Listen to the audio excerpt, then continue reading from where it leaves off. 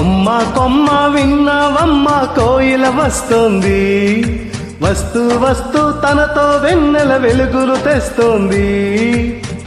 ఏవమ్మ మరుమల్లి తోరణాలు కడతావా, చిలకమ్మ ఎదురేగి స్వాగతాలు చెబుతావా, పూల పదరిల్లేరా రమ్మన్నది.